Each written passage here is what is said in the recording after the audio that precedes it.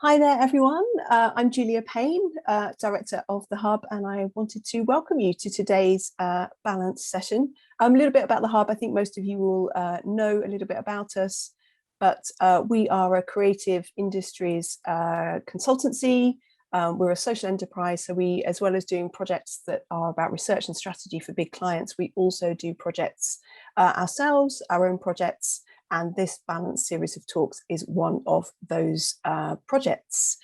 We've been running this Balanced series for, gosh, nearly a year now, about 9 months, something like that. And each month we get together and we tackle some issues that we think that we've been struggling with, we think that our peers have been struggling with, and together we look at practical solutions and responses to those issues.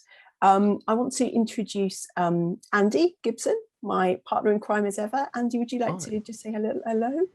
Hello. Yes, nice to see you all. Good to be back. I think lots of people that we've seen before. If you are new to this, then for those of you who've not come across Mindapples, we are a charity and social enterprise that encourages and supports everyone to take better care of their minds. So we are very active during the pandemic, trying to put content out to support people, to help basically equip people with the tools, the knowledge to manage their mental health. Not trying to provide clinical services, but that simple layer of good habits and understanding of ourselves that can help protect us, help us to look after ourselves. So if we can learn about plaque on our teeth, cholesterol in our diet, germs on our hands, dare I say, then we can also learn about stress, about moods, about decision making, about creativity, about the building blocks that help us to live and work well. And it's really nice to be back talking about all of these issues. It's been good working with the creative industries, of course, heavily hit, but a community that we've always felt a lot of love for and that we've had a lot of support from. So yeah, really good to be back with you talking about this. Great, nice to see you again. So yes, these talks we've been running since June or July last year. It seems like a long time ago, and we've been really lucky to work throughout that time with the Creative Industries Federation as a key partner. They've been absolutely brilliant to work with, and so I'm not sure if those of you that are on the call today or watching again, if you're not already members of the Fed, I would definitely recommend joining it. So they're a really strong force for the sector, give us a voice at the key tables that matter, and provide loads of practical advice and support as well. So what's not to love about that?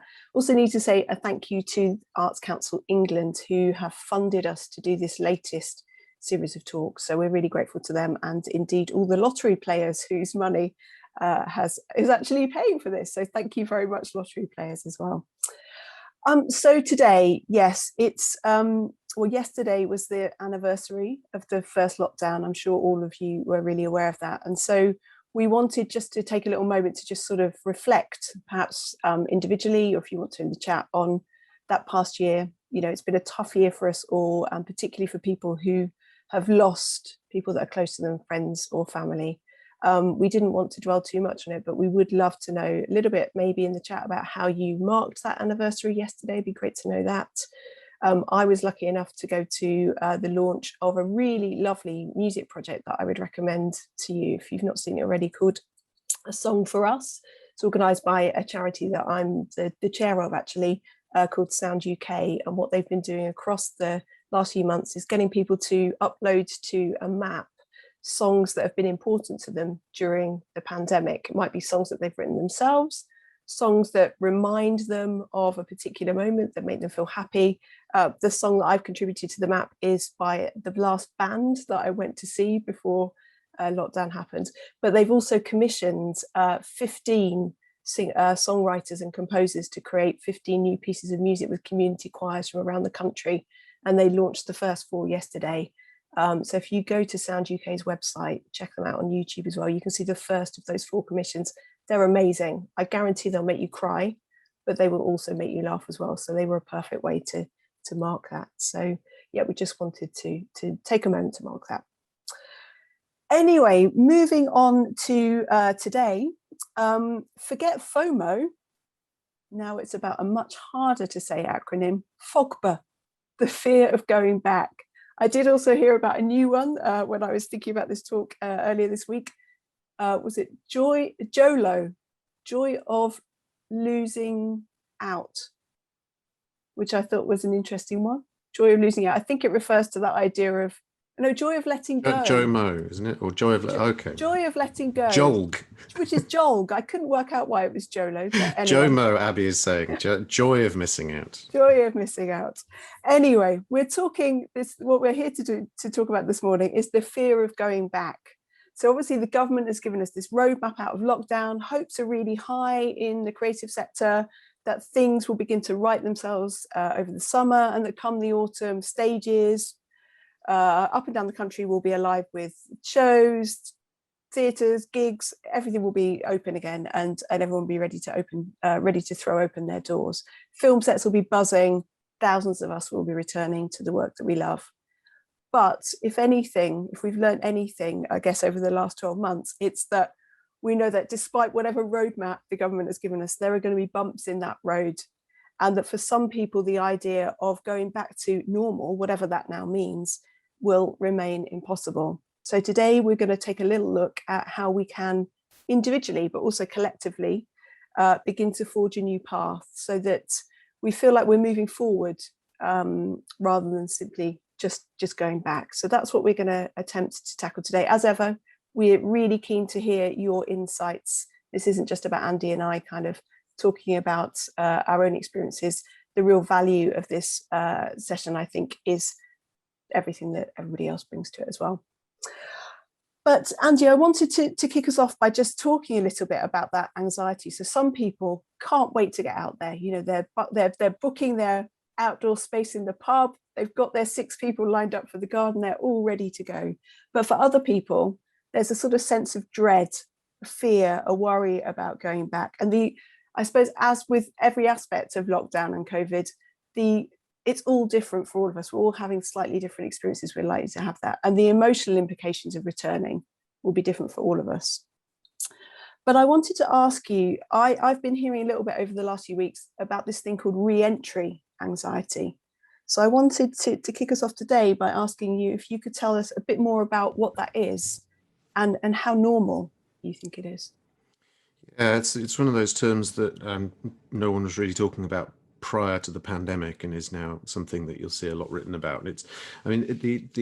The origin, the idea of reentry anxiety, there's lots of different terms for this thing, but it's usually more associated with trauma. A typical example would be if you've had a car accident, the fear of getting back in a car. So it's there's a very specific thing that has caused you quite reasonably to feel afraid of something, and then you're trying to deal with that. Another example would be cancer survivors worrying about cancer coming back and struggling to just forget all that and leave it in the past, and still carrying that worry and anxiety about that. And so it's there's a broad set of things that we can be talking about here. I think specifically with COVID, it's probably a bit of an amalgam of a few different things. I think on one hand, there is the fear of actual risk. So there is the worry about, are we going to be safe? And that's more directly kind of related to the post-traumatic feeling of, you know, we've been exposed to risks, people have got ill, people that we know may have died, and so do we feel confident just going, yeah, we're going to go and hang out in a gig again and not worry about that, and who needs masks anymore? Do we trust the vaccines? Do we trust the case numbers? Do we feel like we are secure, or do we find ourselves still twitchily watching, is there a new variant? Is vaccine research working? You know, these kinds of things. So, for example, there isn't a lot of research about long-term efficacy of the vaccine because we haven't had that long with the vaccine. So there will be a certain kind of watching of like, is this still holding up? Am I still immune? Is it okay or not? And for people who've been shielding, people who are vulnerable, that's going to be a much more present thing than for people who perhaps are not that bothered about it, you know, and feel fine. But then there's a second part is almost loss of confidence. Like, do I remember how to live my life again? Can I remember how to get on the tube? Do I know how to do my job? Can I chair a meeting in person? Can I interact with people correct, you know, in appropriate ways? And that is more to do with feeling that we've lost the habits. We're not used to this. We've got used to the way that we're living now, to which I would say, remember how quickly we adapted to this, that actually a year ago we were doing all these things another way, and then now we almost can't remember what it's like. So hopefully that will come back. But then there's a third one, which I think we'll talk about a bit later, which is actually, do we want to go back to how things were? Are we actually fearing of losing things that we like about the way that things are. I have some friends who are just thinking, I really can't wait to get back to exactly how my life was because I loved it. And other people who are going, actually, I'm starting to realize that the way I was living and working wasn't quite right for me. And I do want to incorporate more of the things I've learned over the last year into that. And so within all of that, there is a very real worry of I'm going to slide back into something that actually wasn't making me happy. And that, I think, requires a slightly different response. Yeah, I definitely want to pick up on that. I think that's something that a few of us will be wanting to talk about. But the that question about whether it's normal or not, I suppose this is a very unscientific way of thinking about it. But my sense with these things is that if there's a name for it, then it must be pretty normal. There must be other people out there experiencing it. Hey, So there's a name. There's a name for Ted Cruz, Julia. That doesn't mean it's normal. But there, you know, I think there is a sense that, you know, we definitely have picked up, or I've definitely picked up from conversations that I've had, that there are, you know, it's not just in this sector, it's not just about our own fear of going back, but of course we're all thinking about whether audiences will come back, whether visitors will come back, that sort of thing. I suppose the other thing that I have been thinking a lot about is that, I mean, you're right, the pandemic has taught us that we're adaptable and that we can change, and that this is just the latest, in fact, in a series of changes that we've been going through. But I suppose we're all a bit more battered, aren't we? So we're not going into this latest load of change feeling absolutely fine and dandy. You know, we're bringing with it all the scars that we've got from the last 12 months. And I guess that's also, you know, we're not starting from a low baseline of anxiety, are we? We're probably starting from one that's quite high.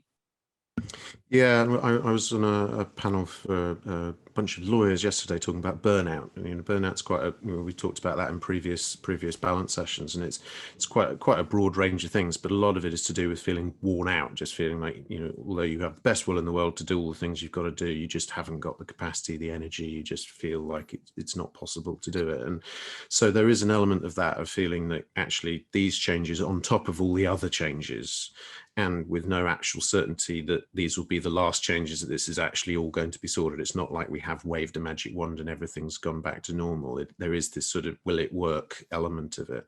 It's part of it is just that exhaustion, that weariness. There's always a kind of the pit of disillusionment, I suppose, around this time of any kind of traumatic episode of, will the things that we do even work, particularly after December? It's like we had all these promises, maybe it will just go back to how it was, particularly for the creative sector, for venues, for programmers, you know. But it's also, if you think about what it would have felt like if at the start of February or the start of, you know, last year, we were told in a couple of months' time you're going to have to completely transform everything about how you live and work, get ready for it, then we would have all been feeling extremely trepidatious about it, very worried about it. And instead we had no warning and just had to adapt. Now we've got a bit more of a sense of, we need to plan for something, we need to be aware, we need to be vigilant, and that, I think, adds to the anxiety. But it's not necessarily a worse than what we had before. At least we can do something with that worry. We can start to think, what can I put in place to make this feel a bit better? The bit that we really need is certainty. We need to know what we are planning for and to know that it will work. I think that's the bit that's critical, really. Yeah. How long have we been saying what we need is certainty? It's just, yes, exactly. I'll celebrate the anniversary of the pandemic by shaking hands with everyone and telling people it'll be over by the summer. I mean, why not? Let's just go back to what we were doing a year ago. But it is that question of the trust in authorities, the trust in the various promises made, the reporting, but the trust in ourselves as well to stick with things. You know, do we just think this is too complicated, I'm going to hide until it all becomes clearer? You know? I mentioned I mentioned that I'd been picking up from people that there was definitely a sense of some people being worried for themselves, but also other people worrying about what audiences and customers might do.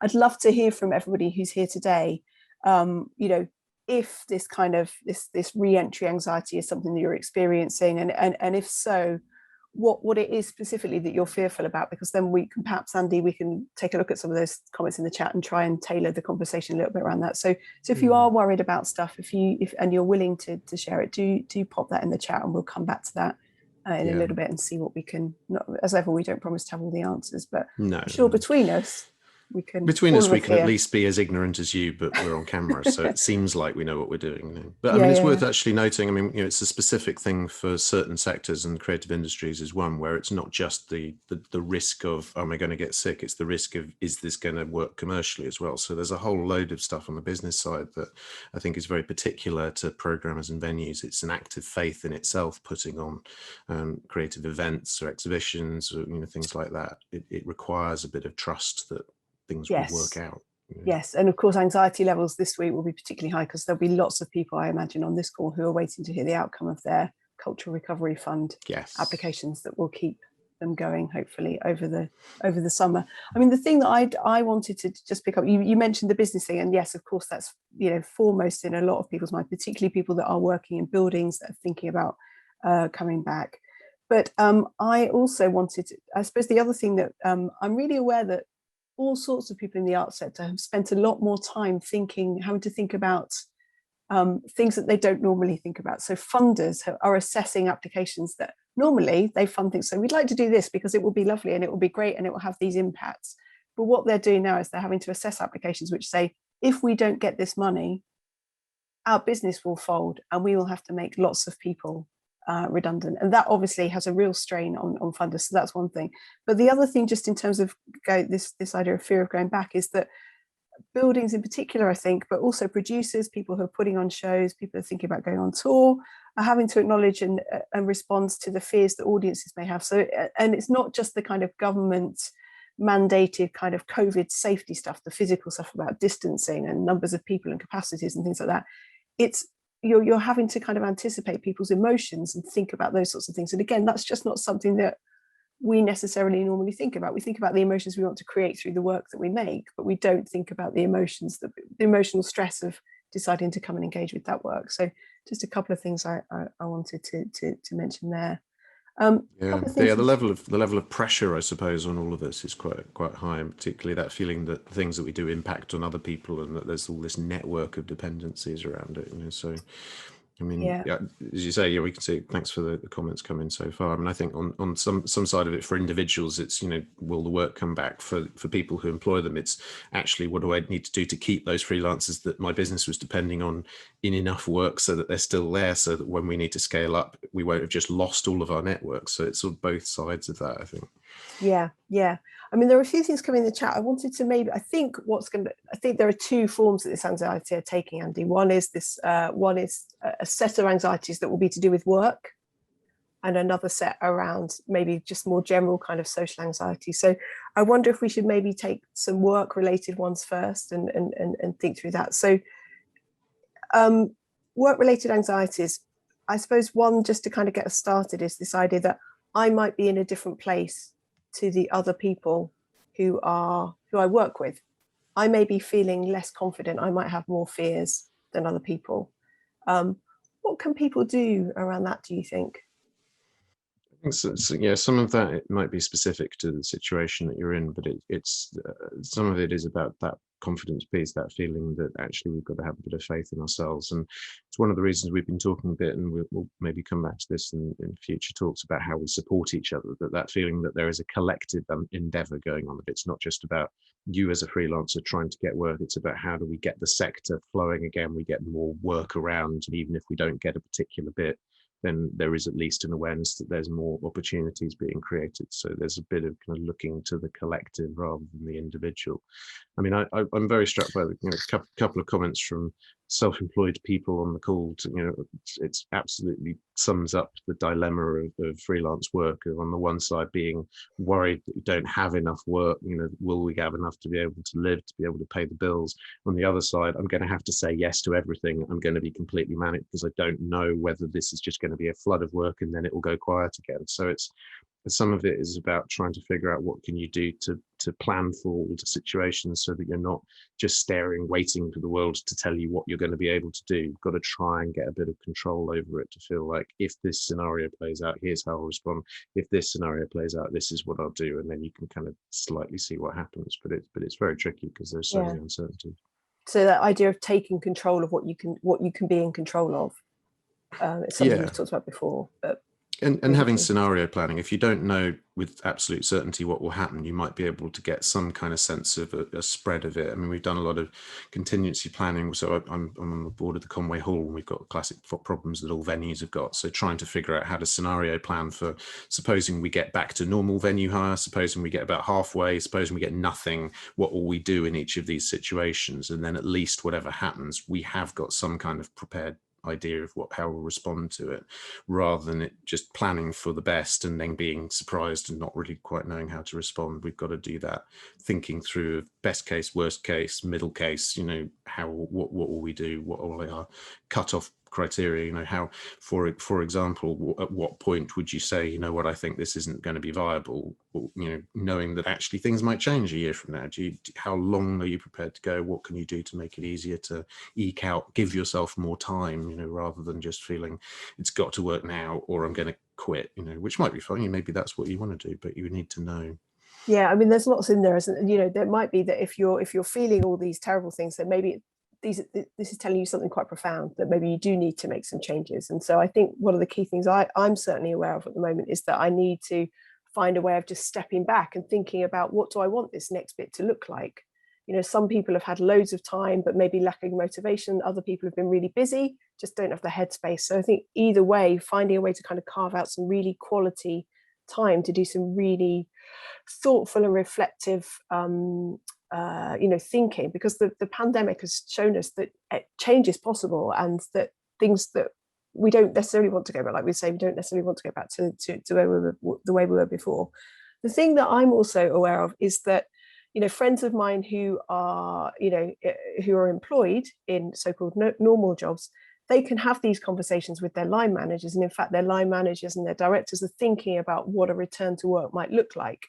We're in charge of our own return to work. And so this is something that I've talked about before, but this idea of having kind of a going back to work handbook or guidebook, or some guidelines, and just writing them for yourself. It's something that I've done in the past when I came back from sabbatical, and exactly the same scenario. I didn't want to go back to what I was doing before, and I thought, okay, well, what do I want work to look like?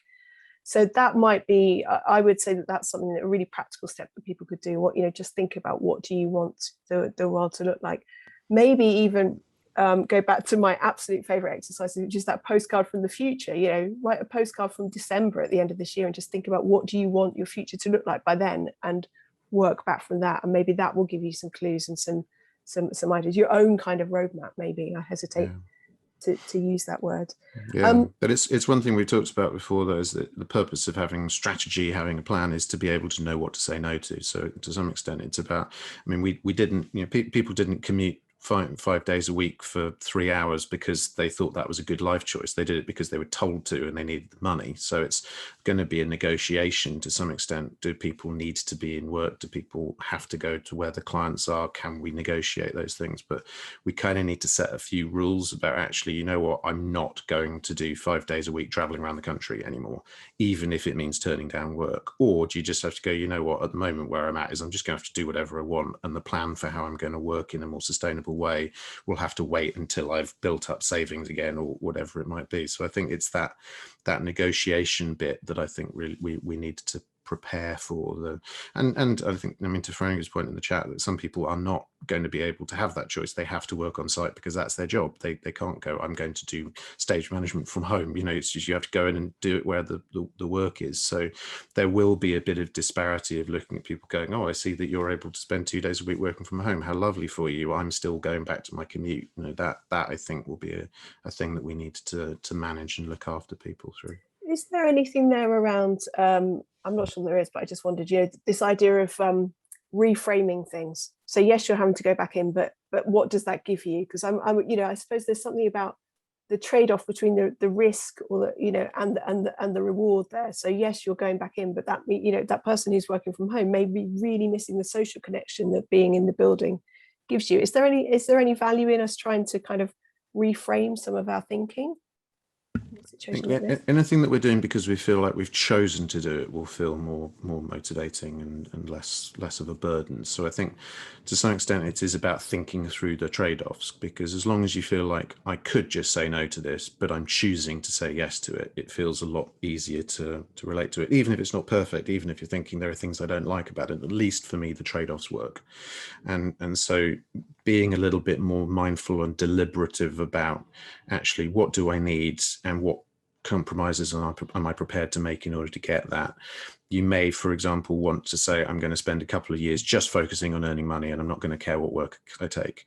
But the reason I'm doing that is because that will get me to the point where I can start saying no to things and I can work from home more. Or you might go, it's not about the money, even though I wish I had more money. What I need to do for me is to make sure that I only take work that I feel is good for my health and that sustains me creatively. You know, you can make either case. Both are perfectly legitimate ways of running business, and both can be good choices, rather than just feeling like I have to do this because it's the only it's what people are telling me to do. It's that sense of I know what I'm getting out of it, and the trade-off works is important. I think that speaks a little bit to the latest comment in the chat there about, you know, you're responsible for bringing in the business, whether it's, you know, a business that has employees or whether it's just you as a solo entrepreneur.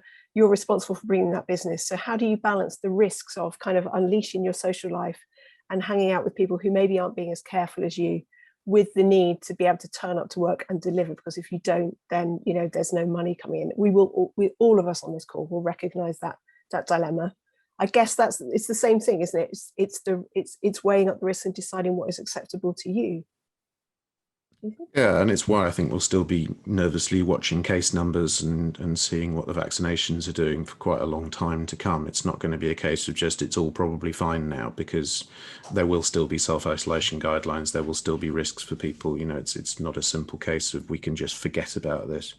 I mean, I think the balance of social versus professional is quite a tricky one with that, because it is going to come down to a question of, do I, for work purposes, need to stay isolated when all of my friends are saying come out and see me?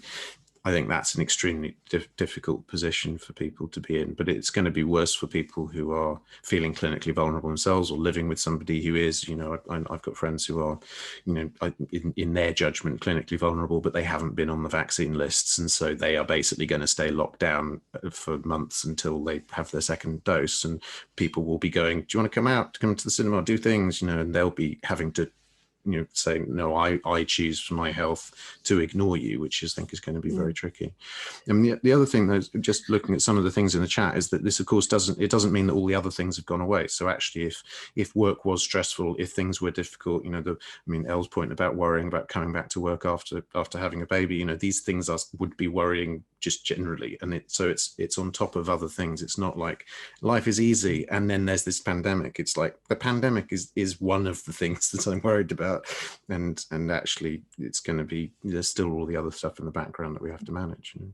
I suppose just to wrap this bit up, I think, you know, what we've just been talking about in the chat there as well is it's the balance between it's what this whole series is about, isn't it? If you're not looking after your own mental health and your own well-being, then you're going to be no good at work. So it doesn't matter whether you're showing up every day. If you're showing up in a state where your mental health is, you know, is being impacted by not meeting your friends now that you're able to, then that's not going to be good for the business. So it's not necessarily one or the other. It's thinking about how that socializing might actually improve your productivity at work, because you'll be happier and more motivated, and you know, we're all social beings, aren't we? Yeah, and there's certainly going to be an element of those trade-offs. I mean, you know, people who've got you know, elderly relatives who they, you know, haven't seen for ages, and actually the trade-offs are getting to the point where it's more important to visit them, take care of them, and sort out some stuff than it is to just try and be constantly only attending to the safety around the pandemic. But it gets a lot easier if you can mitigate those risks. If elderly people have had vaccines, it's much easier to say, okay, I am going to just take a bit of a chance and go visit and sort things out. So some of it's about the physical safety, about trying to make sure that we've minimized the actual risks, but some of it is about helping people feel like they can manage their own risk choices themselves, rather than feeling like we have to do it. So, I mean, the choice of whether to go out and see your friends, it feels a little bit more in our control to decide that. But another example might be that, say, if the networking system gets up and running, you know, so much business is won through knowing people, meeting people at events, bonding over different things. You know, supposing you're sitting there thinking, I haven't got any work, and actually, although I feel vulnerable, although I don't want to put myself or others at risk, I kind of need to be at that event because I know that the two funders I'm going to talk to will be there. That it's those sort of pulls where you think, I'm going to just have to do this even though I don't feel safe doing it. That's what I fear for more. I mean, I think the reality of this is that you know, I'm certainly having lots of conversations at the moment about, you know, hybrid. It's like hybrid has become the new word that nobody really knows what it means, but we're just talking about it a lot, you know.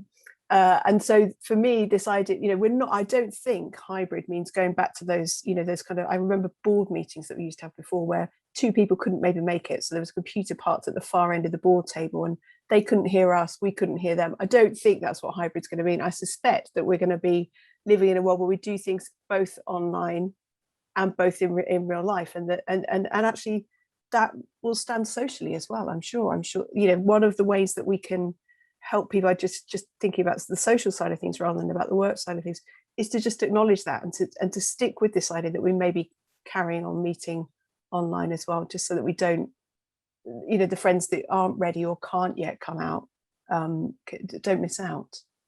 So this idea of hybrid, I think, will be there for a while.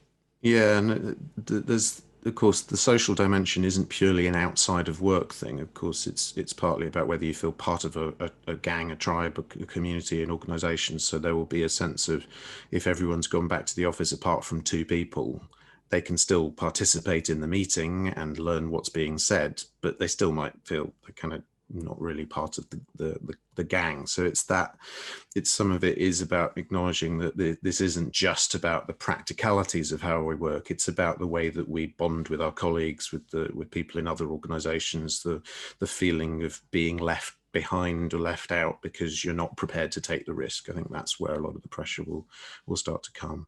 Yeah. If anybody has any specific questions that they want us to think about, do pop those in the chat as well, and we'll come back to those a little bit later on. I wanted to pick up on something that somebody mentioned in the chat earlier, Andy, about introverts. Somebody was saying as an introvert, they were dreading the return. So introverts and extroverts, are introverts more likely to struggle with this than extroverts over the next few months? Who's going to need the most support out of those two types of people? Yeah, it's interesting, isn't it? Yeah, I saw that. I think it was Kathy, wasn't it, who was talking about that. And the general kind of pattern of introverts versus extroverts and how they've responded to the lockdown has been really interesting, I think. And I think it also ties in a little bit to Lamar's point as well about, you know, whatever your kind of emotional experience of socializing and going out into the world, it's quite nice to have a bit of choice about it, to be able to decide the way that you socialize, how much you do.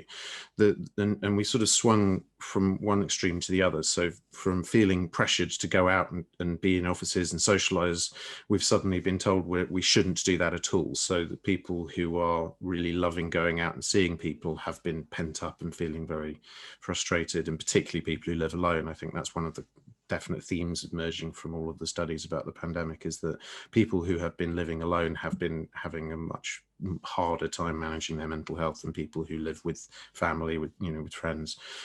Just obviously by the nature of it, you don't get that kind of that well-being boost from being with people. You miss people more. So extroverts who live alone, I think, will find this is a huge relief to be able to even just go and see people, and will be already arranging things.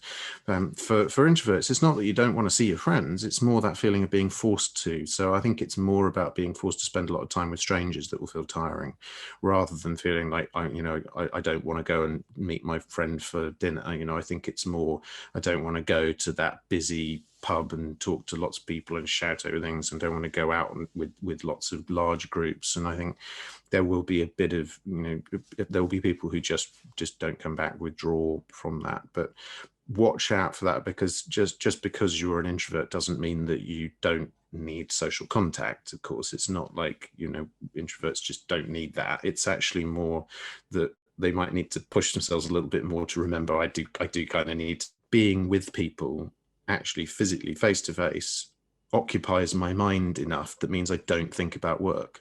And it's one of the few things that does. So actually the fact that it is difficult, the fact that it requires a bit of concentration and some energy is the reason that I probably should make sure I go and do it more.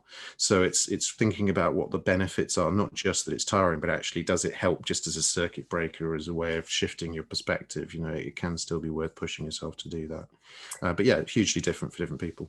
And I think that's, you know, maybe, I mean, one of the things that I do, I think I'm a bit like you, I'm slightly introverted as well. And sometimes what I do is I'll put somebody on introvert watch, a friend of mine, I just say, look, you know, make sure I do that. I know it's a cop out, making it somebody else's responsibility, but sometimes you actually, particularly in a situation like this where you've not been going out and things like that, maybe you just need somebody to go, look, this would be really good for you. You know, it's just someone that you trust. That I think that can sometimes be useful.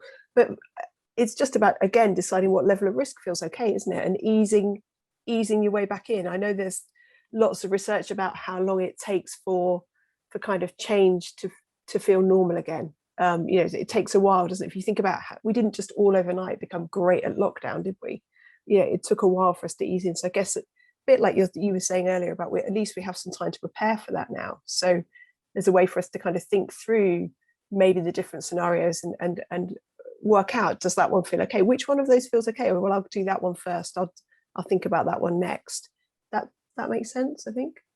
Yeah, I think so, and I'm sort of I'm struck as well by the comments in the chat about the sort of the variation of opportunities that it creates, because actually some people found that suddenness of the lockdown meant that businesses were forced to make compromises that they previously said no to. For example, you know, so suddenly you find that your manager, who's been saying no, you can't possibly do the work from home, suddenly goes, well, you have to, and then you have, and so now it's impossible for them to say that job can't be done from home. So it gives us a bit more freedom and flexibility. So hanging on to those things, in terms of working from home, for example, the law hasn't changed in that the legislation is the same about whether you have the right to work from home, but there's a reasonable test with it, that the employer needs to make a reasonable case to say that this work can't be done from home.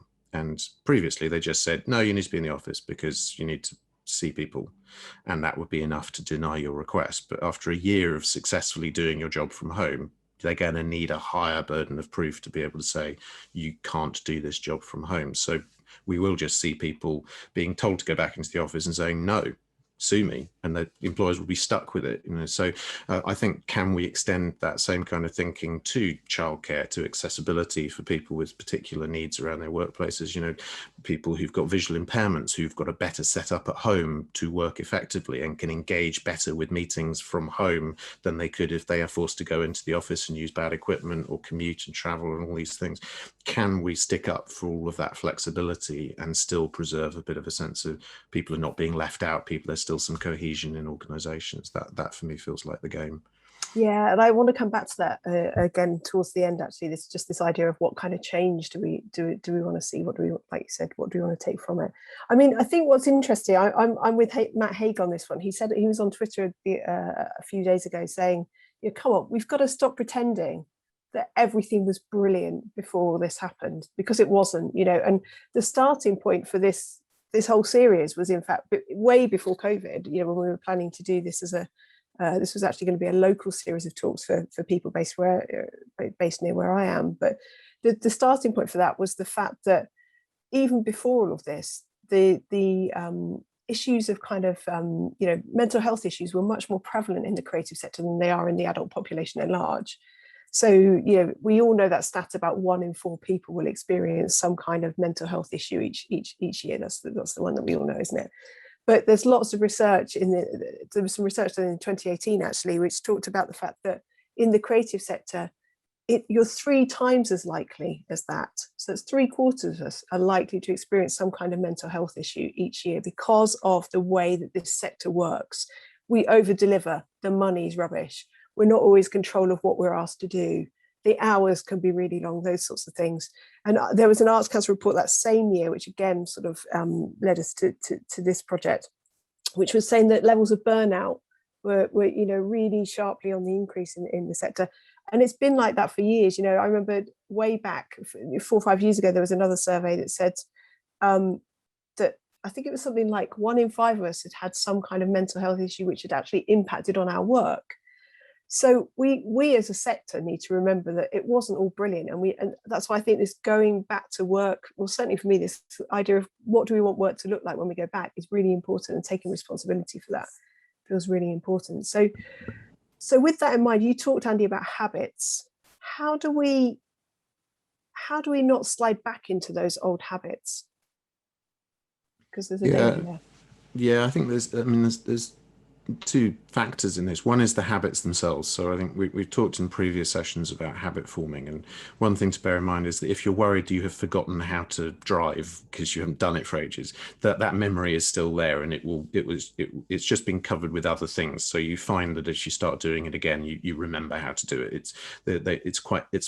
There's not really any evidence that we know how to forget an old habit. It's just the same way as you can't provably forget a memory, because in order to try and forget it, you have to think about it, which reminds you of it. So if you say, I'm going to forget that Paris is the capital of France, oh, you've reminded yourself of it. There's not really a way of doing that.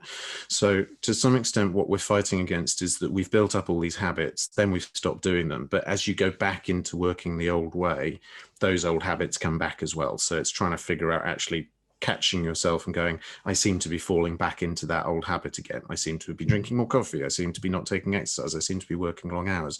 And to inhibit those and go, no, I don't want to refresh that. I don't want to dredge that up. I want to dredge the other bits, but I've got to work a bit harder to suppress that one and build a new routine. So that takes energy, that takes work to do that. But if you're conscious of it, if you can look at the way that you used to work and say, actually, I like this bit, I don't like that bit. And then you can notice when you do that, I like traveling and going and seeing people, but I don't want to eat pastries on the way.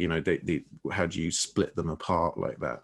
But the other is the expectations of other people. So to some extent, what we do is driven by what other people need us to do. And so you can end up feeling that actually I don't want to work long hours, but then you get asked to do something at an event and the event is in the evening and you go, oh yeah, I remember why I work long hours. It's not just because I'm a flawed person with terrible habits.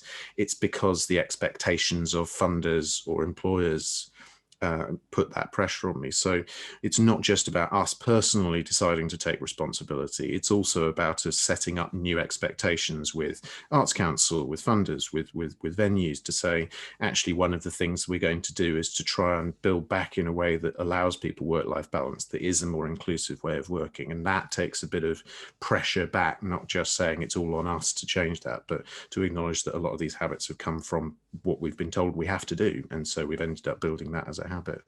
But I mean, I think about, the things that I want to keep, the things that I want to throw away. I mean, one of the things that my life was very structured around was going and doing physical face-to-face talks.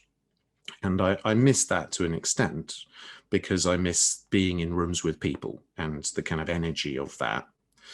But I don't necessarily miss the early morning trains to Manchester to get there, or the overnights away. And I don't necessarily, I really like the exercise that I get from walking and talking all the time, but I don't miss the knee problems. It's quite, there's a bit of a mixed bag with all of that. So for me, I think a lot of what I'm trying to figure out is not how do I radically change the way that I work, but we've got more access to what we do from the webinars, so I want to keep that going. I think it's good to have that wider audience that can engage with us online. I want to still do some face-to-face things, but it might be more keynotes, it might be more training at team days rather than just a program of lots of face-to-face things. But we're trying to offer things to clients in a way that means they can pick and choose what they want, and we'll see what happens. And then there may come a point where I go, actually, I'm going to start saying no to this because I don't want to be traveling 5 days that week. I'm going to have to start figuring out what do I want to turn down. And rather than just saying, I'm going to say no to that, I've got to think, what do I want more of and how do I go get it? So if I want more webinars, how do I make sure I get those? If I want more talks, how do I go get those? But to have a sense in mind of what the balance of our business looks like is going to be really important. And also to try not to eat pastries on the train to Birmingham. That would be my other thing, because, probably should stop doing that.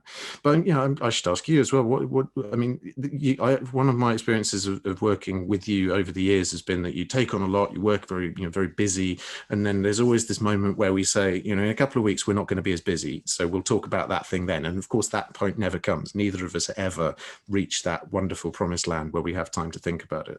So I mean, is this something that you want to change in the future? What is the new Julia going to do? Or is it just actually you'd be quite glad to get back to seeing people face to face, going back to how things were? Yeah, I'm pretty sure there are conversations that we started in like 2011 where we really should pick that up in a couple of weeks, and we've got some time. We still haven't done it 10 years on. I mean, I think, I'm a bit like you. I love being in a room with people, and I suppose I hadn't really been doing a lot of that before the pandemic. For some reason, quite often that work goes in waves, and we were very busy on the kind of consultancy front before all of this happened. So the thing that I've really enjoyed, which is going to sound a bit perverse given that I haven't actually seen anyone in real life, hadn't had a meeting with anyone since about, I don't know, March the 10th or something last year. So, but the thing that I've really loved from the last year is working with lots more people directly, albeit on Zoom. But I actually, I had in many ways, I had a great year last year in terms of meeting new people. As corny as it sounds, I sort of turn up to work to make a bit of a difference. And I felt like I was doing that last year. And so one of the things that I really want to try and take forward is working again with people directly, doing a bit more of that. We'd lost a little bit of that before, because it creates real energy for me. It doesn't matter. So it doesn't matter whether it's in a real room or whether it's in a Zoom room. That if you run a session and you've done good, then that gives you energy. And I was really aware of that at the end of the year, how much energy I'd got from everyone, including on these sessions. So I'm so grateful to everybody who comes along to these sessions, because I'm sure you do, Andy, as well. I know I draw a lot of energy from these sessions. And that's, I suppose, the other thing that I really want to take from this year is, I've been wanting to do something about supporting people with their mental health for a couple of years. We'd talked about it, I talked to friends about it, because all my friends were struggling with overwhelm and and not, all the things that we've been talking about. And this has really given me a chance to kind of bring that a bit more sharply into focus and to think really practically about what I can do. So I definitely want to make sure that I take that forward. I would love to know what everybody else is taking from this year, what they would like to take forward as well. As ever, it's really great when you read the chat, and we'll share it with you afterwards.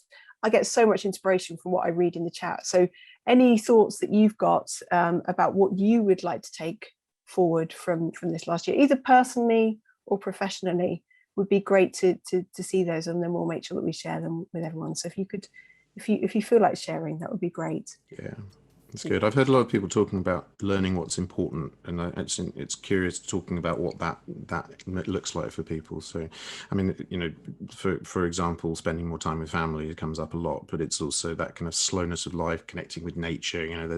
My mum and dad used to go to concerts and theatres all the time, and now they're thinking actually maybe we don't really spend enough time near where we live and just walking around there, and we should spend more time appreciating all the lovely things that we've got, around our house. And so they're kind of trying to figure out, how do we balance the coming in doing all these cultural stuff with also taking a bit of time to just slow down, to do things that are nice. Yeah.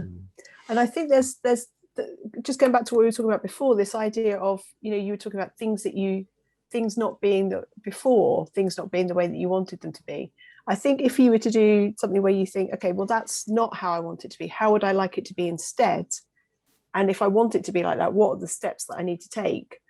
Doing that process combined with this, what do I want to take from the last year, gives you a really good sense of, what's important. The other thing I think when you're thinking about what's important, I often just think, okay, well, what makes me really happy and what makes me really, really cross? So, or what makes me really upset? So you can find what's important to me can sound a bit airy-fairy as a question or a little bit existential or something. But actually, if you go for the clues, if you look for the clues in what makes you upset or angry, or things that you want to change, things that are important, then that's where you find the importance, I think, in the extremes almost of your emotional responses. Yeah. And I think, it's Samina's point about following our values is, thinking about how do you spend your time, how do you spend your money is a good way of assessing what you seem to value, because a lot of it just comes out in what choices you make day to day and the small things, but it's definitely something that people, I think, have been noticing, that actually, particularly having more time.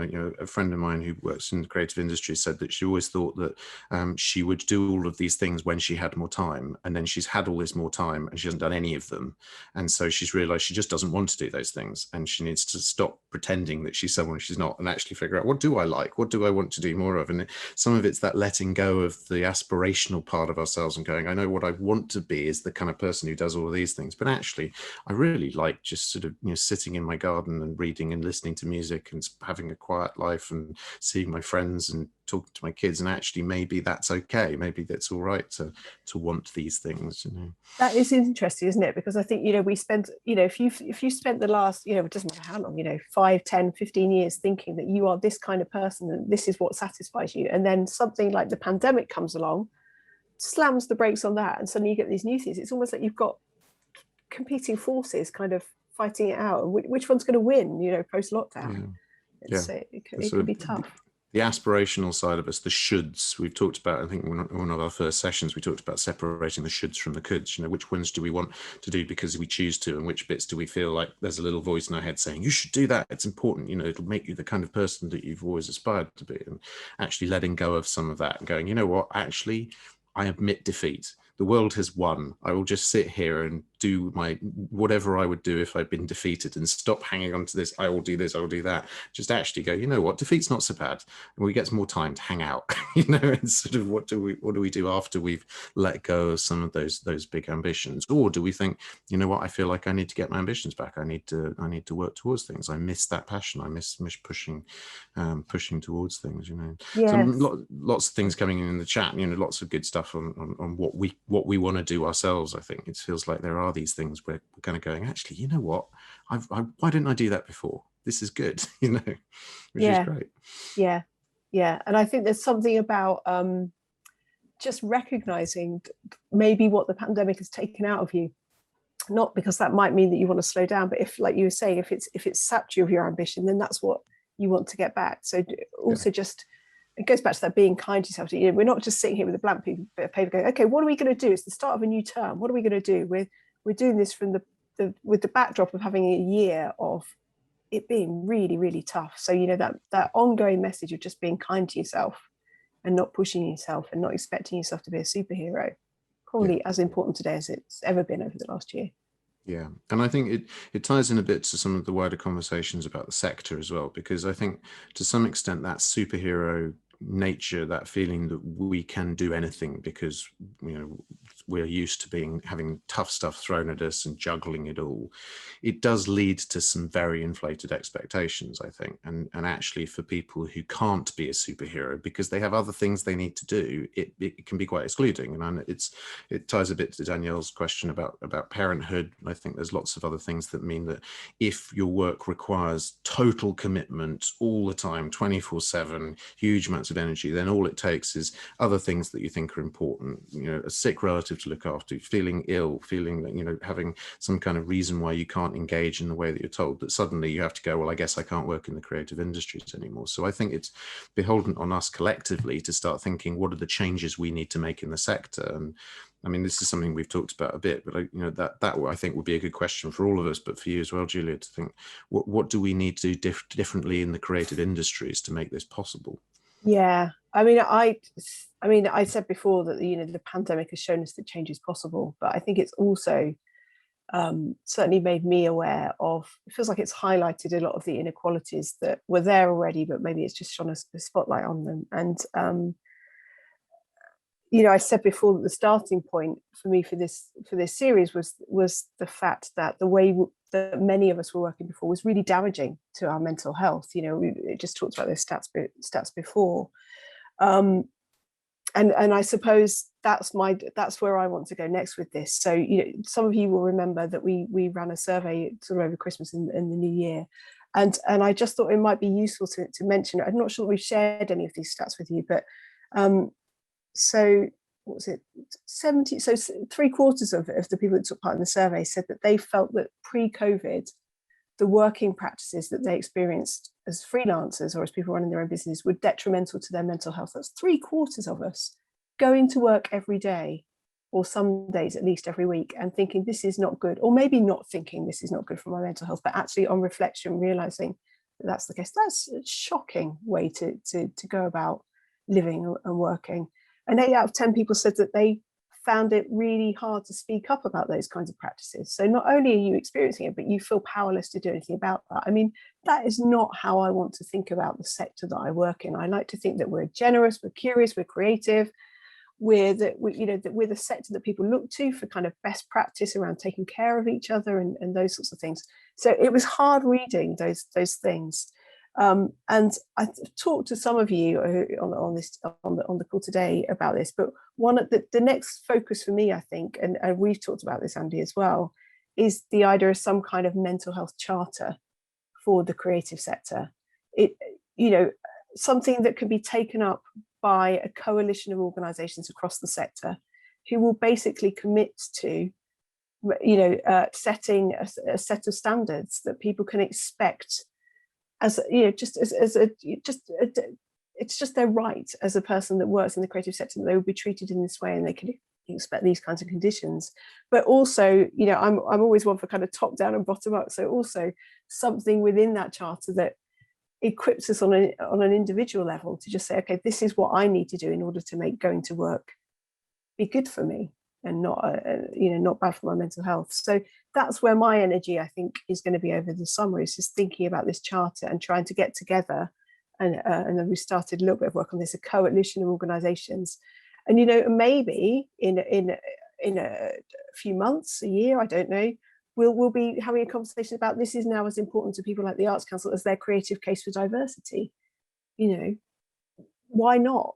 This is something that we all need to. So I would love to get people's thoughts on that and know whether they think it's a great idea, if they're with me, if they could help in some way. I'm not going to do this on my own, even though I do like to think I'm a superhero sometimes. So yeah, that's the change that I want to see. I want us to not just have conversations like this amongst people who get it, but I want to see some systemic changes. And I think while we're all sitting here as freelancers, we need to be having conversations with employers as well, and we need the employers to be taking this seriously as well, and the clients. So that's where I'm headed.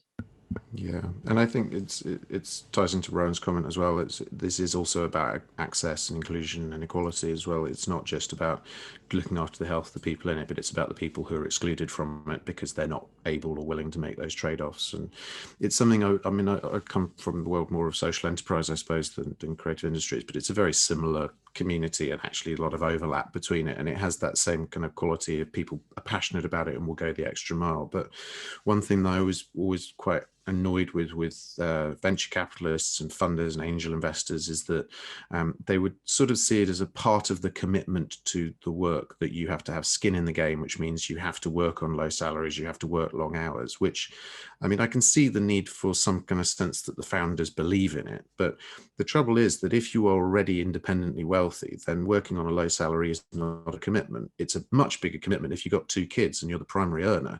So it's not a very good way of measuring how passionate people are, how committed they are, because it's not the same trade-offs for different people. And actually, this is much more, I think, about trying to figure out how do we get commitment from people in ways that means that it's not about saying you have to give more time, more money, but actually you can give, more thought, more reflection, more passion to it, but still be allowed to go and spend time with your kids, or to go and look after somebody that you care for, or look after yourself. And you're dead right about the comparison to diversity, I think, because what I hope will happen with this pandemic is that I hope it will be the springboard for getting this not just mainstreamed in the minds of people thinking it's important, but actually thinking it's a non-negotiable, thinking it is an essential part of how we work, because it can be, and there's no reason why it shouldn't be. And the term we use a lot is psychological safety. that actually we could be talking about this the same way we talk about other aspects of health and safety, that feeling stressed at work is a sign that your mind thinks that you're in danger. And I think it should be a minimum requirement that we should not make people feel endangered at work. I think that should just be a commitment that we all agree we should make to each other. And actually there's lots of evidence that physical safety issues are related to mental safety issues. If people are stressed or exhausted, they make mistakes, they cause problems. So there's a lot of overlap between these worlds, and I would like us to get to a point where we see this as a fundamental part of working in a professional and responsible and ethical way, that we consider these things. And if we get that, then it becomes easier for us all to do the things that we want. But the onus is still on us to know what we need, because employers can't tell us that. Exactly. I mean, and that's the other thing. So I suppose the other invitation I would make to people today is, is if there is a change that you want to see, either generally in terms of the way the sector kind of operates with regard to freelancers, or people who are running their own business, or more specifically about mental health issues. I mean, change starts here, doesn't it, with us? That's where it starts. So if there is a change that you want to see, again, it would be great to see that in the chat, or if you want to email me afterwards, that's obviously, that would be great as well. But you're right, Andy, they're not going to change if we don't tell them what we want the change to look like. They're not going to make the right decisions, are they? So love to get a sense from people of what change would make a real difference to you, either in the way that you're asked to show up at work, the hours that you're asked to work, the way that you're asked to work, those sorts of things. What would make a difference to you? So if you want to pop those in the chat, that would be fantastic. I'm conscious there's been some really excellent stuff going on in the chat, and we should come back to that in the Q&A session. But Andy, just before we do that, I just wanted to ask you one last question, if that's okay. We talked right at the beginning about the pandemic being different for everyone, and we've talked about that a lot over the years. Everybody, experiencing different things and responding differently, and how everybody's going back is going to be different. But I wonder, despite all of that, what if there are ways that we can support each other during this transition, so that everyone feels that they are included in some way in this kind of new normal? I mean, I'm all up for support. So I'd love to know what your thoughts are about this. What can we do to help each other? Yeah, and we might come back and talk a bit more in future sessions about just how we can show up and be supportive for each other in more day-to-day life. I think in a professional context, certainly in terms of the work that we're doing at the moment to kind of return back to normal, or whatever the new thing that we replace normal with is, I think to some extent the support for me is a lot to do with considering other people's situations when we're trying to negotiate our own. So actually being able to say, I'm not just negotiating on my behalf, I'm thinking about other freelancers, I'm thinking about other people, because what we will need is people who have a bit of resource, have a few choices, have the freedom to be able to push back at things, to take that on behalf of others who can't do that. So I'm very conscious, for example, negotiating with venues, that I'm in a position where I can say no to work, but most people aren't. So I will make sure I negotiate decent terms for freelancers and ask that venue to make sure that their terms that they offer other people are also good, because I'm aware that if you haven't had any work for a year, and you're just going to have to say yes and sign whatever you're given. So I think it's about each of us thinking, what power do we have? What capability do we have to raise awareness for issues, to push for things that we think will be positive and important, and listening to each other's needs as well. One thing that's very clear from all the research around mental health is that different people need different things, that people struggle with different things, that people benefit from different things. And a lot of this is about creating a bit of space for us each to have the ways of working, the things that we need for ourselves, that are our things. And so honoring that, being able to say, I need this is my thing, I don't expect everyone else to need it, but also this person needs this. So I think, isn't it good that we can create a structure where we both get these things, knowing that we disagree, knowing that we're all different in what we want? That for me is what good support looks like. Not saying everyone needs this, but saying, I will stick up for the strange and eccentric thing that you need, just as with as much passion as I will stick up for the strange and eccentric thing that I need. That for me is what support looks like. And I think there's something about asking, isn't there? Not everybody is great at saying, this is what I need, this is what, so it's taking the trouble to ask, not expecting everybody to be equipped to be that assertive. So, taking the trouble to ask and to listen, I suppose, not just to what they're saying, but how they're saying, and maybe what they're not saying. What are they missing out? What, just really listening carefully to what people are saying.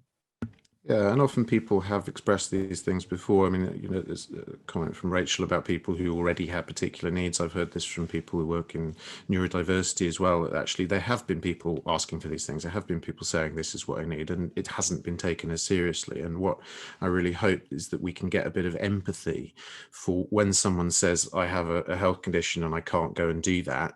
People don't go, no, never mind, because they have no idea what that means. They can think, actually, I remember when I couldn't go out because of health risks, and it gives me a bit more compassion for people who still are living with that, because I understand it more now. And that's what I hope this pandemic will give people, is more of an understanding of what it is like to have your freedom constrained, to be worried about the risks of things, to be concerned about all the different uncertainties of things. Because for people who've never experienced that, it's quite hard to know what it's like to live with that, but we've had a year of doing that, and so we can have a bit more compassion for how much that is the normal life for some people.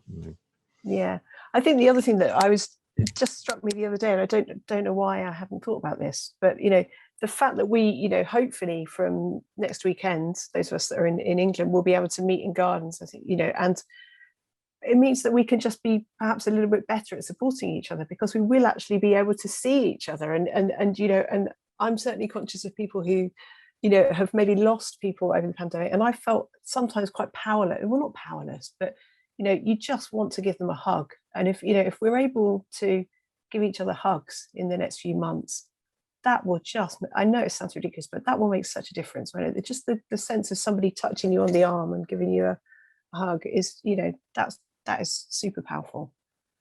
It's a bit sentimental to end on that one, but it's true. It's nice. And this is it. The hope is that as we get more freedoms back, we can use them in a way that helps support everyone. That's the thing. If we each time we're allowed to do a new thing, if we think, how can I use that not just to make sure I feel good, but to support all the other people that I can do it. So that feels like the thing that makes it more of a positive roadmap. Is like the first thing that I'd like to do when I'm able to meet up with people is go see my friend who's not seen anyone for a year.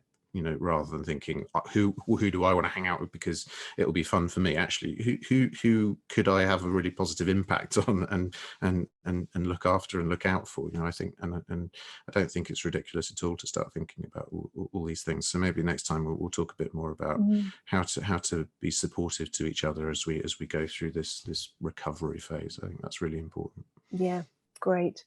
Thank you, Andy. The chat has been so busy today. I'm going to ask Abby now to join us and try and wrestle. You've been keeping an eye on the chat, Abby. Not lots of questions, but lots of very, very long bits of chat. I was doing my best to keep up with them, but I'm sure you've kept track of a few things that we might want to cover. Yeah, I think you have covered quite a lot of it. What going back means to people, depending on what their perspective is, particularly people from kind of marginalized communities or people from neurodiverse communities. There was one question around parenthood actually, which I know you maybe very briefly touched on, but kind of juggling parenthood in the new normal, whether that's chasing work or just working out if you're working in the creative industries, what that balance might look like. So if you've got any advice there. Yeah, I can't speak to it from personal experience of trying to get creative work and that juggling act, but I can say that one thing that I hope will stick from the pandemic is this appreciation that people have families and have life outside of work. And it's certainly something we've seen in our corporate clients, that it's now much more acceptable for people to say, sorry, I'm a bit tired, my kids kept me up all night, and those kinds of more human ways of talking to each other about this, which I think is a road into making it a bit more possible for people to juggle these things. It's the tricky bit is the more pressure you put on, the more commercially difficult situations get, then you always feel like whatever you takes you away from the business of winning work is going to be a problem. So I think to some extent it's easier to support people in work to juggle those things than it is to support people in a more free form kind of just everyone trying to bid for work and competing for each other. But certainly, I mean, I think there is a positive step here in that there isn't quite such the requirement to pretend that we're robots. We have seen people have, you know, their kids come in and ask them questions about their maths homework in the middle of presenting at a conference. You know, we've got used to that. The idea, I mean, remember years ago there was a BBC clip where a guy had his kid run into the room, and it was like a big news story. Somebody's child interrupted their work, and now it's just completely normal for that. It's actually quite nice, and I think it's led to a bit of relaxing about that. So I think if we can turn that into creating opportunities that anyone can come to, that, you know, it's okay to bring your kids to, or that it's fine to dial into remotely, that could be a really positive thing. Yeah, and Danielle said, yeah, it's definitely more inclusive, but my brain is frazzled. I suppose the other thing to remember is that we won't be doing this, hopefully, whilst also homeschooling. So, you know, yeah, you know, let's hope that we keep the good bits from this, and like you say, that, you know, the people suddenly realizing that you have families, but without the need to homeschool. There was one thing that I wanted to pick up. There was a little bit of chatter in the chat about social media, and Andy, I just wanted to talk. I wondered if you could talk in sort of general terms about coping with social media and how that may perhaps kind of you know, so the comment in chat that the D was making was that social media has made her think that you know, has made her think that the world is perhaps has gone backwards during the pandemic, and so there's a fear that when she goes back out into the world will be more hostile than it was when she was last in it. I just wonder if there's anything you could speak perhaps in general terms about social media and this period and that sort of thing.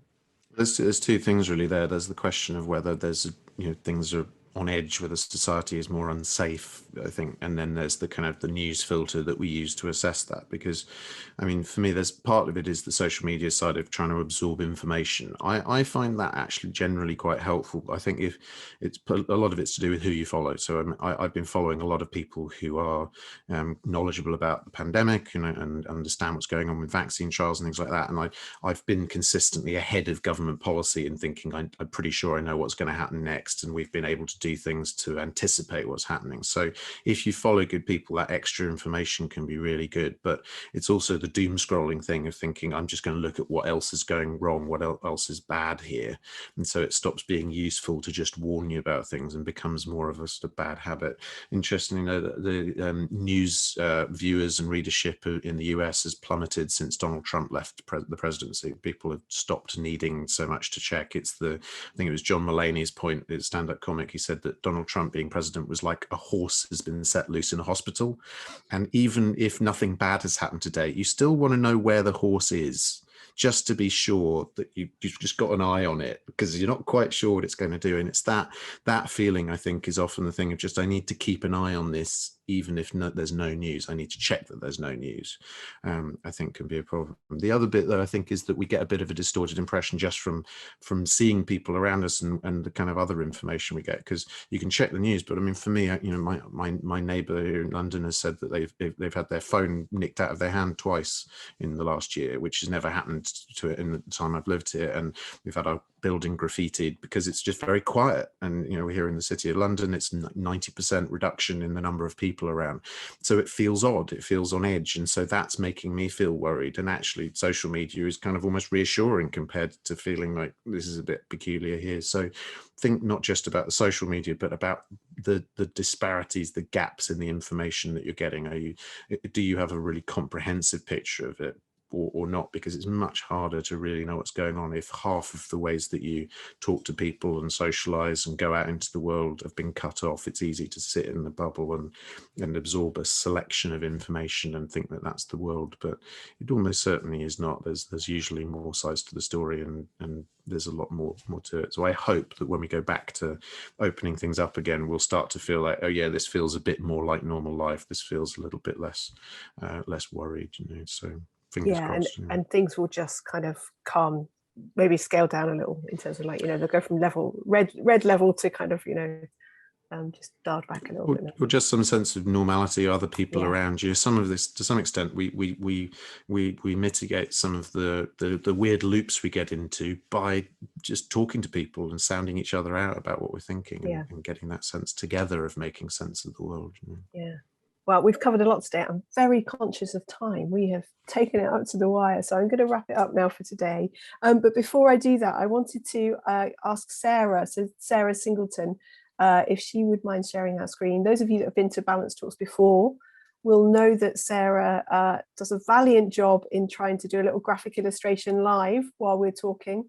She frequently we haven't made it easy this time. We haven't. There's been a lot in there, and the chat has been really lively as well. So Sarah, I think, is just going to share her screen, and so this is Sarah's. Oh, look at that! I'm always drawn to a superhero picture right there in the middle. That's great. But so Sarah's, this is Sarah's little graphic illustration, which she'll be finishing off, and we will share that with you. So if you want a kind of more visual record of the conversation, we'll share that with you in the next couple of days. But thank you, Sarah, for doing that. As ever, I'm in awe at your ability to do that, to listen and to draw at the same time. Just a few sort of little news items, I guess. We will be back on the 31st of March with our next drop-in. And we took a couple of months off from the drop-ins at the start of this year, but they'll be back. The first one on the 31st of March at 9:30, and we'll pop a link in the next newsletter to that. But I think Renee has dropped that into the chat as well. So if you want to sign up for the drop-in on the 31st, you'll be able to do that, and we'll be doing those again for the next few months. We're bringing those back. And also, those of you that are on our mailing list will know some of this as well, but we have lots of new training starting over the next few months in April. So Andy and I are going to be doing a new training course together about balancing your mind, and I'm also going to be doing some business planning training and some training around pivoting for those of you that are looking to do something a bit different. So that's coming up. And the big thing that is keeping us all very busy, Andy and I, and lots of other people, is the Balanced Toolkit that we're planning to launch in Mental Health Awareness Week, which is the middle of May. So if you see us, next time you see us, if we look a little bit tired, it's because we've been hard at work trying to put all the best bits from the Balanced Talks and other things that we're doing into this toolkit. So that will be with you in May. So there's lots coming up. So do keep an eye on the newsletter. And if you're not already on the mailing list, let us know and we can put you on there. Phil has said, when will we find out? The closing date for the business planning training, I think, is the 28th of March. So you'll find out that day or the next day, Phil, whether you've got a place in that. So some very quick thank yous. Thank you, Andy, as ever, for your wisdom and your generosity. Thanks to Abby for looking after us so well and keeping an eye on the chat. And for general Fed brilliance, thank you very much. Sarah for her graphic illustration, and Renee for keeping us going technically today. And of course, thank you to you. We couldn't do any of this without you. We wouldn't want to. This is the moment where, if you would love to, if you're up for it, if you wouldn't mind turning your camera back on, we'll just do a little goodbye together. There's always a moment before we start these, before you guys enter, where I say to Andy, so the goodbye thing that we're going to do today is, and he looks at me with absolute terror and fear about what we're going to do. Skepticism, not terror. Skepticism. It's fine, you know. Anyway, we're going to go with the terror and the skepticism today. So we think this is a good idea, but let's see. You did Auld Lang Syne with us. This is our kind of benchmark. We thought, well, if they did Auld Lang Syne with us, they'll probably do this with us. So our goodbye today, Andy, shall we model it? We're going to go with the fear of going back. So we want you all on the count of three, when I count to three, to do this. Andy, ready? See, we're going to have to see each other face to face. We're going to be vivid. So lean in, not in the Brené Brown kind of way, but just lean into your camera on the count of three and just look scared. And that is going to be our goodbye moment. And hopefully Renee will capture this forever, and you'll be able to see it on our blog. So on the count of three, 1, 2, 3.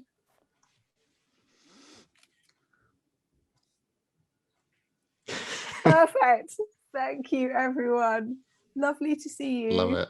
Lovely. Thank you. We'll share that. That'll be one of your proudest moments. And we'll hopefully see you next month. Thanks so much for coming. Thank you. Bye, everyone.